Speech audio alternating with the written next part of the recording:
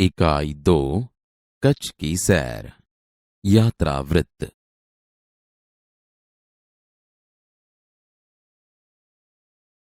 विशाल भारत में अनेक दर्शनीय प्रांत है। सबका अपना महत्व एवं सौंदर्य है। गुजरात उनमें से एक अनूठा राज्य है। गुजरात का एक विशिष्ट जिला है कच्छ, जो गुजरात का अत्यंत रमणीय प्रदेश है। यात्रियों के लिए कच्छ आकर्षण का केंद्र है। इसका पौराणिक महत्व भी कम नहीं। अनेक दर्शनीय स्थानों के वैविध्य के कारण इसे म्यूजियम यानी कि संग्रहालय कह सकते हैं। कच्छ में प्रवेश करते ही हमें रेगिस्तान के दो भाग देखने को मिलते हैं, एक छोटा रेगिस्तान और दूसरा बड़ा रेगिस्तान। इन दोनों में रेगिस्तान जैसा कोई लक्षण नहीं दिखाई देता। रेत कहीं नजर नहीं आती, अतः यह अनूठा रेगिस्तान है। सामखियाली को हम कच्छ का प्रवेश द्वार कह सकते हैं। कच्छ की यात्रा यहीं से आरंभ होती है। यहां से उत्तर दिशा की ओर यात्रा का प्रारंभ होता है। रापर से धौलावीरा पहुंचते ही हमारी प्राचीन संस्कृति मोहनजोदड़ो का स्मरण हो जाता है। यह स्थान 5000 वर्ष के अवशेषों का अंग है। इस प्राचीन नगरी के दर्शन से ही हम चकित रह जाते हैं। हमें प्राचीनता में आधुनिकता के दर्शन होते हैं। सामखियाली से पश्चिम की यात्रा करते भचाऊ नजर आता है, जो बड़ा गांव है जैसे नगर। वहां से गांधीधाम औद्योगिक कारखानों का शहर है। यहां सिंधी प्रजा पाकिस्तान से आकर स्थायी हुई है। गांधीधाम, आदिपुर तथा गोपालपुरी उद्योगों के कारण विकसित हुए दिखाई देते हैं। आदिपुर में गांधी स्मृति तथा पासी कंडला बंदरगाह का बड़ा महत्व है। कंडला का विकास यहां की प्रजा के लिए महत्वपूर्ण है। कंडला से दक्षिण की ओर भद्रेश्वर अति प्राचीन जैन यात्रा धाम है। संगमरमर से बना 2500 वर्ष पुराना जिनालय भूकंप में खंडित हुआ। उसके पुनर्निर्माण का कार्य जोरों से चल रहा है। इसे आधुनिकता का स्पर्श मिला है। मुंद्रा शहर तहसील मुख्यालय भी है। यहां अनेक उद्योगों के कारण विकास की दिशा खुली है। समुद्र के किनारे बंदरगाह विकसित हुआ है। यहां कुछ प्राचीन इमारतें हैं। समुद्र के किनारे तटीय यात्रा करते हुए हम मांडवी पहुंचे। मांडवी अति सुंदर बंदरगाह है। बड़ा प्राचीन नगर है।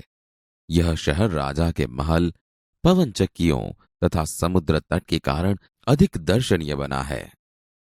यहां वीआरटीआई ग्राम्य संस्था है। 72 जिनालय है। पास ही बिदड़ा गांव में अंतर्राष्ट्रीय अस्पताल है। मांडवी से आगे चलते डुमरा, कोठीरा, सुघरी और जखो महत्वपूर्ण गांव है। जैनों का प्राधान्य यहां नजर आता है। नलिया शहर तहसील का केंद्र है। यहां वायुसेना का मुख्य अड्डा है। नलिया से 1 घंटे की यात्रा करने के बाद नारायण सरोवर अति प्राचीन पौराणिक धार्मिक स्थान आता है। इस स्थान को रामायण काल का माना जाता है। वहां कोटेश्वर नामक दर्शनीय मंदिर है, जहां से रावण गुजरा था। यह पूरे भारत का प्राचीन स्थान माना जाता है। सूर्योदय और सूर्यास्त दर्शन यहां का बड़ा आकर्षण है। नारायण सरोवर से आगे की यात्रा में लखपत आता है, जो अति प्राचीन स्थल है। गुरु नानक की चरण रज से पावन इस भूमि पर गुरुद्वारा है। एक समय का समृद्ध शहर आज जीर्णावस्था में होते हुए भी दर्शनीय है। यहां एक किला है। उसके बगल में पानंध्रो खनिज संपत्ति के लिए प्रसिद्ध है। साथ ही विद्युत निर्माण का यह केंद्र है। लखपत से मध्य कच्छ की ओर बढ़ने पर हाजी पीर मुसलमानों के लिए श्रद्धा का केंद्र आता है। यहां पीर की मजार है। रेगिस्तान की झांकी यहां से होती है।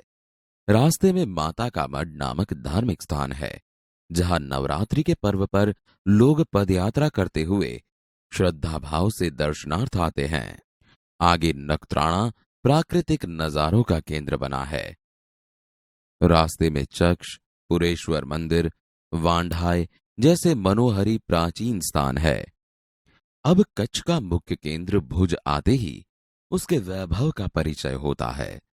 आयना महल, प्राग महल, टावर, स्वामीनारायण मंदिर, हिल गार्डन, हमिरसर तालाब, भुजिया पहाड़, लोक संग्रहालय, विश्वविद्यालय आदि के दर्शन करके हम आनंद ले सकते हैं।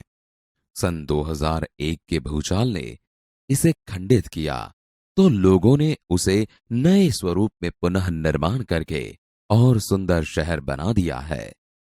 भुज से उत्तर दिशा की ओर खावड़ा में काला डूंगर है। पहाड़ पर चढ़कर रेगिस्तान की झांकी करना एक अनूठा अनुभव है।